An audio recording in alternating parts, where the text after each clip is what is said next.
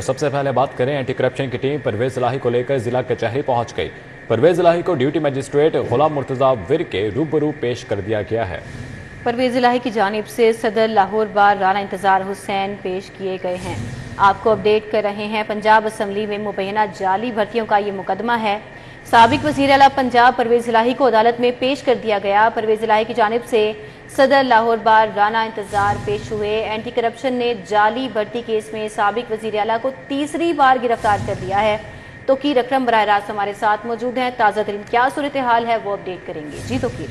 बिल्कुल, साबिक वज़ीर आला पंजाब चौधरी परवेज इलाही को जो है वो एंटी करप्शन की जानिब से केस के हवाले से जो है वो मजिस्ट्रेट के सामने जो है वो पेश किया गया। अभी जो है इससे कबल जो है वो चौधरी परवेज इलाही के जो वकील हैं सदर लाहौर बार राना इंतजार हुसैन और मजिस्ट्रेट के दरमियान जो है वो काफी देर तक मुकालमा जो है वो जारी रहा। उस मुकालमे के अंदर जो है वो परवेज इलाही के वकील की जानिब से है कि हमें जो है वो सबसे पहले जो इनके खिलाफ जो केसेस के ऊपर FIR काटी गई है उस FIR की कॉपी जो है वो हमें फराहम की जाए, जिसके बाद जो है हम वज़ीर आला साबिक वज़ीर आला पंजाब परवेज इलाही को मजिस्ट्रेट के रूबरू जो है वो पेश करेंगे। इस मुकालमे के अंदर जो है वो मजिस्ट्रेट की जानिब से कहा गया कि ये मेरा मसला नहीं है, आपको जो अपोजिट वकील है उससे आप मुकालमा करें और उससे पूछे कि अगर वो प्रोवाइड करते हैं इसकी कॉपी तो आप वो प्रोवाइड कॉपी करके जो है वो मुझे पेश करें।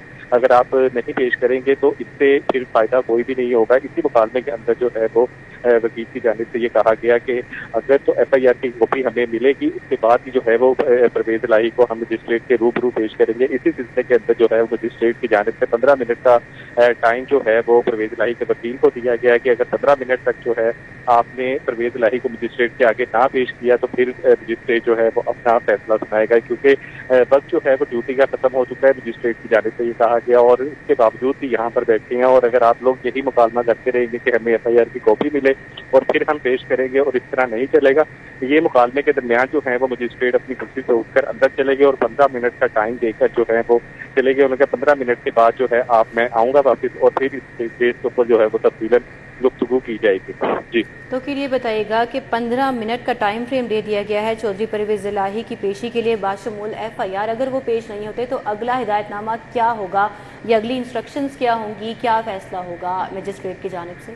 देखिए, अभी जो दोनों वकील पार्टी के वकील जो हैं उनके दरमियान ये मुकालमा जारी है कि जब तक जो है वो हमें इन तमाम केसेस के ऊपर जो FIR दर्ज की गई हैं उन FIR की कॉपी जो है वो हमें प्रोवाइड नहीं की जाएगी, तब तक जो है हम परवेज इलाही को मजिस्ट्रेट ड्यूटी मजिस्ट्रेट के आगे जो है वो रूबरू पेश नहीं करेंगे। और इसी हवाले से जो है वो दोनों वकला जो हैं जैसे जो लाहौर बार के सदर हैं राना इंतजार हुसैन, उनकी जो है वो दूसरे मुखालफत जो वकला है उनसे इस बात पे गुफ्तगू जो है वो काफी देर तक जारी रही, लेकिन मजिस्ट्रेट का इस हवाले से कहना था कि ये फैसला आप दोनों ने आपस में करना है और अगर आपको ये कॉपी मिलती है या वो इस फैसले को कहते हैं कि ये कॉपी आपको प्रोवाइड नहीं की जाएगी और उसके बगैर आपको यहाँ पर पेश करना पड़ेगा, तो आपको 15 मिनट का टाइम दिया जा रहा है। अगर आप इस 15 मिनट के अंदर जो है वो ठीक है, तो फिर ये भी बताइएगा, हमने जैसे देखा कि 2 बार परवेज इलाही की गिरफ्तारी अमल में लाई गई, तो इस बार किन दफात के तहत जो है परवेज इलाही को गिरफ्तार किया गया?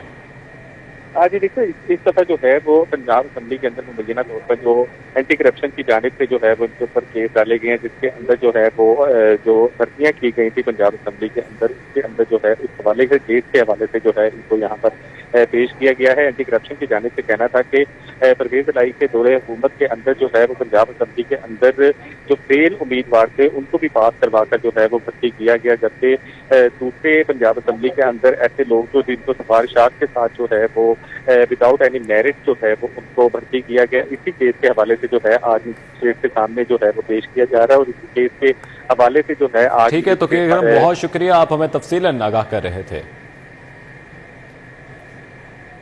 इस हवाले से साबिक वज़ीर आला पंजाब चौधरी परवेज इलाही का क्या कहना था आता है अदालत के बाहर, मुलाजा कीजिए। मैं कहता हूँ 10 नहीं 100 भी पर्चे ये दर्ज करा लें, कोई फर्क नहीं पड़ेगा इंशाअल्लाह ताला। मेरा मैसेज है PTI वालों को कि आप इनके हथकंडों से बिल्कुल दिलेरी के साथ मुकाबला करें और कोई आपको फिक्र करने की जरूरत नहीं है, क्योंकि आप हक और सच की लड़ाई और दीन के हवाले से पाकिस्तान के हवाले से आपकी लड़ाई उसमें आप खड़े हैं और मजबूती से खड़े। सरदार कॉलोनी जल्लो पार्क के मकीन इलाके में पीने वाले साफ पानी समेत दीगर बुनियादी सहूलियात की अदम फराहमी के खिलाफ सरापा एहतजाज। शहरियों का आला हुकाम से नोटिस लेकर पानी की फराहमी और गलियों की तामीर का मुतालबा। सरदार कॉलोनी जलो पार्क के मकीन इलाके में पीने वाले साफ पानी समेत दीगर बुनियादी सहूलियात के दफरामी के खिलाफ सरापा एहतजाज है। रुमेल इलियास वहां पर मौजूद है। रुमेल, क्या सूरत हाल है? जी बिल्कुल, इस वक्त मैं जलो पार्क के इलाके सरदार कॉलोनी में मौजूद हूं, जहां के मकीन अरसा दराज से बुनियादी सहूलियात के दम फराहमी के खिलाफ सरापा एहतजाज है। इन लोगों का कहना है कि बुनियादी सहूलियात के दम फराहमी के बाइस अजियतनाक मसाइल से दो चार हैं। किसी भी हुकूमत ने यहाँ पर किसी किस्म का कोई तरक्याती काम नहीं करवाया, जिस पर ये बहुत ही ज़्यादा नाला है। मजीद इनसे बात करके जानेंगे कि किन मसाइल का इनको सामना है और क्या मुतालबात हैं इनके। जी बताइएगा जी, पानी भी नहीं है आपके पास, गलियों का भी कोई निज़ाम नहीं है, सीवरेज भी नहीं है, तो किस तरह से ज़िंदगी गुजार रहे हैं यहाँ पर आप? बहुत मुश्किल से गुजार रहे हैं ज़िंदगी का क्या आपको बताएं। हम लोग कि जब से बचपन से लेके आज तक होश संभाली है, हम लोगों के आगे बच्चे हो गए हैं, लेकिन हमें कोई गवर्नमेंट, जो भी गवर्नमेंट आई है, हमें कोई अप्रूवल नहीं दी है इन्होंने, कोई भी बेनिफिट नहीं है हमारे पास। लेकिन हमें मजबूरियात का सामना करना पड़ रहा है। ना फिल्टर का पानी है, ना सीवरेज है, ना रोड है, ना कोई मसला मसाइल हल नहीं हमारा किया है। बिल्कुल किसी किस्म की बुनियादी सहूलत इनको मैसर नहीं है। नुमाइंदों समेत जो मुतलका अदारे हैं उनसे बारहा शिकायत की हैं, मगर हमारे इलाके की सुनवाई नहीं हुई है, मसाइल यहाँ के हल नहीं हुए हैं। सरदार पार्क जलो के जो रिहायशी हैं उनका ये मुतालबा है कि फौरी तौर पर आला हुकाम नोटिस लें और इनके इलाके में पीने वाले साफ पानी की फराहमी के साथ साथ यहाँ पर जो गलियों की तामीर है वो भी करवाई जाए। जी रुमेल इलियास, आपका बहुत शुक्रिया। शहर में तजावुजात के खात्मे के लिए जिले इंतजामिया नाकाम। इतवार के रोज मुख्तलिफ इलाकों में तजावुजात के बायस ट्रैफिक रवानी मुतासर होने लगी। गुलशन रावी इतवार बाजार के बाहर लगे तजावुजात से शहरी शदीद परेशान हैं। मजीद सूरत हाल का अहवाल जान लेते हैं बसाम सुल्तान से। जी बसाम। बिल्कुल, ज़िले इंतज़ामिया की जानिब से तजावुजात के खात्मे के बड़े बड़े दावे किए जाते हैं, मगर हकीकत जो है वो बिल्कुल बरक्स दिखाई देती है। ये जो गुलशन रावी का इलाका है, मैं इस वक्त यहाँ पर मौजूद हूँ। ये जो मेन शाहरा है, इसके गिरदो नवा के अंदर जो कायम तजावुजात हैं उनके बायस शहरियों को शदीद मुश्किलात का सामना रहता है। इतवार का दिन है, आज के दिन वैसे ही जो है वो रश कम होता है, लेकिन जो सड़क है इसके दोनों अतराफ में जो रेडियाँ लग जाने से और तजावुजात के बायस जो है वो आधी सड़क जो है वो शहरियों के लिए बंद हो जाती है। ट्रैफिक की रवानी में भी जो है वो शदीद मुश्किलात का सामना रहता है। मेरे कैमरामैन इफ्तिखार आपको दिखा सकें तो ये पीछे जो है वो इस वक्त भी जो है वो ट्रैफिक की रवानी में शदीद मुश्किलात का सामना है, क्योंकि दोनों अतराफ के ऊपर जो है वो रेडियाँ लगी हुई हैं और रेडियाँ लग जाने से ना सिर्फ ट्रैफिक की रवानी बल्कि जो पैदल चलने वाले राहगीर हैं उनको भी जो है वो शदीद मुश्किलात का सामना होता है। कोई फुटपाथ हो तो वो भी जो है वो शहर के अंदर मुकम्मल तौर पर जो है वो ऑक्यूपाई होता है तजावुजात के बायस। तो शहरियों का जो है वो यही मुतालबा किया जा रहा है कि ये इतवार बाजार के बिल्कुल बाहर जो है वो तजावुजात लगे हुए हैं। इतवार बाजार जो है वो शहरियों को सहूलियात फराहम करने की कोशिश करता है, लेकिन तजावुजात के बायस उनकी आमदो रफ्त जो है वो शदीद मुतासर हो रही है। बहुत शुक्रिया बसाम सुल्तान। दूसरी जानिब NA 133 की यूनियन काउंसिल 229 की कायदे मिलत कॉलोनी के बासियों की सुनी गई। MNA शाइस्ता परवेज मलिक और साबिक रुकन सूबाई असम्बली रमजान सिद्दीक ने नई गैस पाइपलाइन का इफ्तिताह कर दिया। राउत दिलशाद हुसैन से मजीद अहवाल जानेंगे। राउत दिलशाद, अपडेट कीजिएगा। NA 133 के यूनियन काउंसिल 229 के इलाके कायदे मिलत कॉलोनी में यहाँ पर सीवरेज लाइन के साथ साथ नई गैस पाइपलाइन का इफ्तिताह किया है MNA शाइस्ता परवेज मलिक और साबिक रुकने सूबाई असम्बली रमजान सिद्दीक भट्टी ने, और पुरतपाक इस्तकबाल भी किया गया। इसके अलावा भी तरक्याती काम यहाँ पर जारी हैं, वो क्या है इन्हीं पर बात करते हैं। मैम बताएंगे कि बहुत ज़्यादा इशूज़ इन गलियों में हमने बहुत ज़्यादा प्रोग्राम्स किए हैं, यहाँ पर गैस, सैनिटेशन और सफाई सुथराई के बहुत ज़्यादा इशूज़ हैं। अब मामलात हल होने जा रहे हैं, कब तक इन इलाकों में भी जो मामलात हैं वो बेहतर होंगे? बिस्मिल्लाहिर्रहमानिर्रहीम। पहले तो मैं तमाम अहले इलाका को भी मुबारकबाद देना चाहती हूँ और शुक्रिया भी अदा करना चाहती हूँ कि आज ये मुझे यहाँ पे तशरीफ़ लाए हैं, मुझे मेरा इस्तकबाल करने के लिए। देखें, सबसे पहले तो मैं आपको बताऊँ कि ये जमात जो है मुस्लिम लीग नवाज़, यही जब इक़्तिदार में आती है तो यही आवाम के मसाइल को हल करती है। आपका होम टाउन है, मसाइल बहुत ज़्यादा हैं, बाबा फरीद कॉलोनी हो या ये कायदे मिलत कॉलोनी है, यहाँ पर मसाइल एक जैसे हैं। कब तक इन लोगों के मसले हल करने जाते? देखें, अगर हम इसको 2008 और 13 के इलेक्शन में लें तो उस वक्त इतनी ज़्यादा आबादी नहीं थी। उस वक्त कायदे मिलत 1, 2 और बाबर चौक तक आबादी थी। आज मुस्तफ़ा कॉलोनी, आगे अली लियाकत टाउन, दाता टाउन, बेशुमार नई आबादियाँ बन गई हैं जो इस यूनियन कौंसिल में शामिल हुई हैं।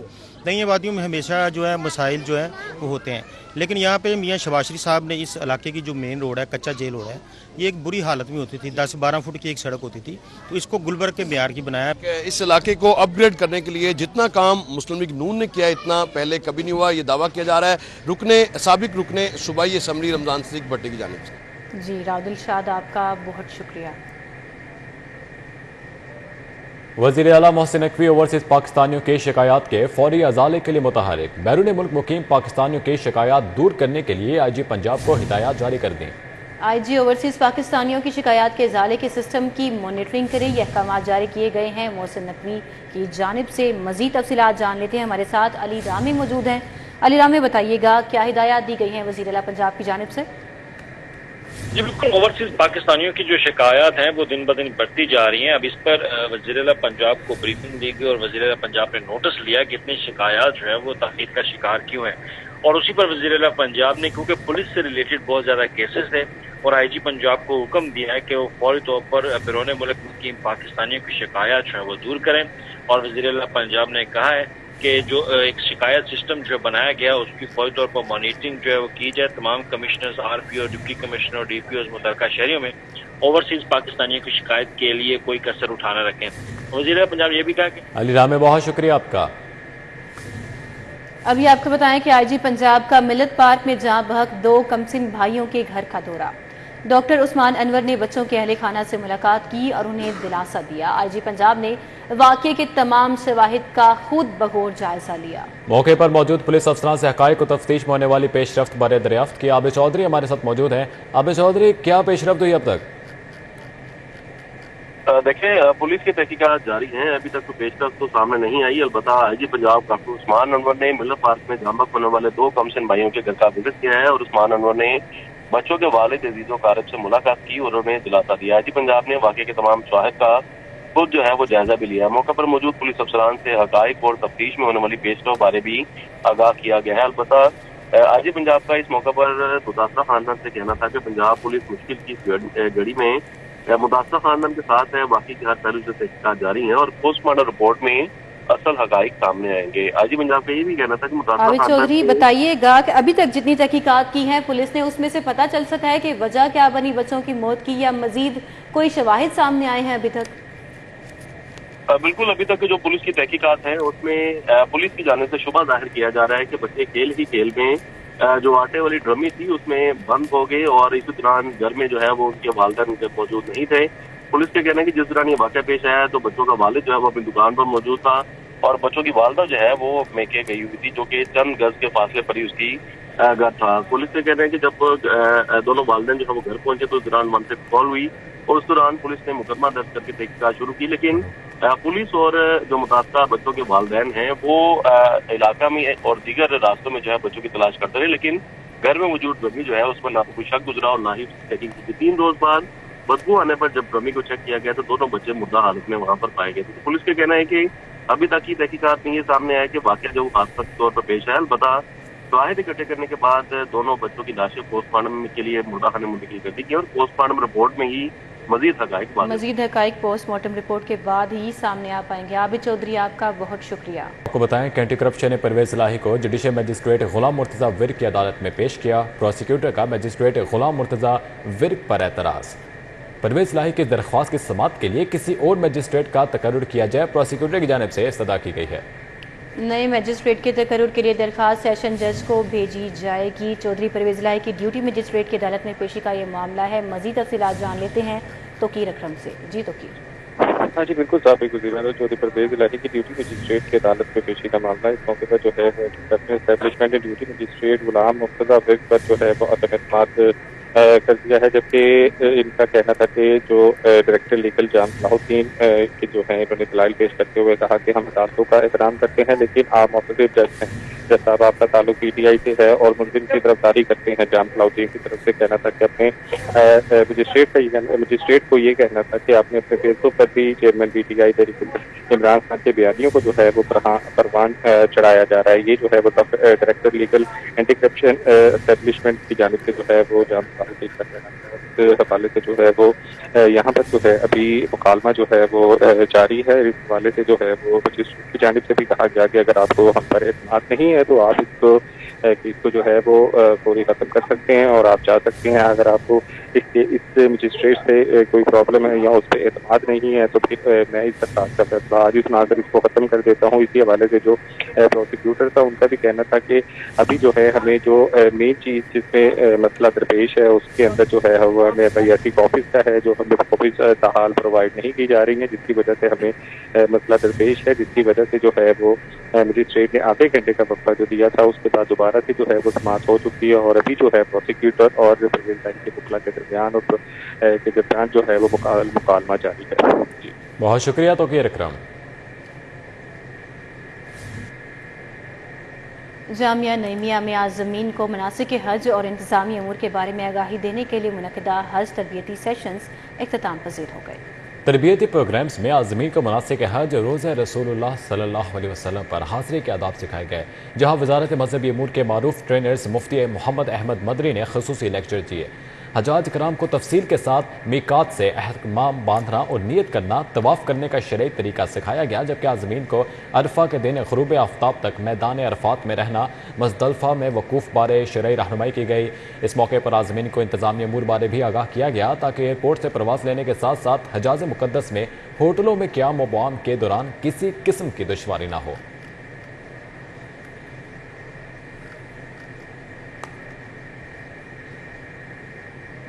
उधर लाहौर चिड़ियाघर में लाल हिरन मादी के यहाँ नन्हे बच्चे की पैदाइश से लाल हिरणों की तादाद में इजाफा हो गया है। बच्चा अभी 1 दिन का है, माँ और बच्चा दोनों तंदुरुस्त हैं। मजीद अहवाल जान लेते हैं कोमल असलम से। कोमल बताइए। सयाहों के लिए अच्छी खबर है कि लाहौर चिड़ियाघर में लाल हिरन के यहाँ नन्हे मेहमान की पैदाइश हुई है और पैदाइश के बाद तादाद जो है वो 5 हो चुकी है। इससे कबल 2 नर और 2 मादी थे। अब जो नन्हा मेहमान है उसकी जो जेंडर है वो अभी तक वाज़े नहीं हो सका। जो इंतज़ामिया की जानिब से बताया जा रहा है कि तकरीबन 2 से 2.5 माह के अरसे के बाद जो है वो बताया जा सकेगा कि जेंडर मेल है या फीमेल। इसी के साथ साथ मैं इसकी खासियत आपको बताती चलूँ कि ये यूरेशियन भी जाने जाते हैं। यूरेशियन इसलिए जाने जाते हैं क्योंकि ये यूरोप और एशिया दोनों ममालिक में पाए जाते हैं और इनकी ख़ास बात ये भी है कि जो नर हैं उनके जो सिंग है वो ट्रॉफी के तौर पर भी इस्तेमाल किए जाते हैं और मुख्तलिफ डेकोरेशन पीसेस भी इससे बनाए जाते हैं, जबकि जो नर के जो सिंग है वो हर साल झड़ जाते हैं और झड़ने के बाद जो है वो नए सिंग आते हैं।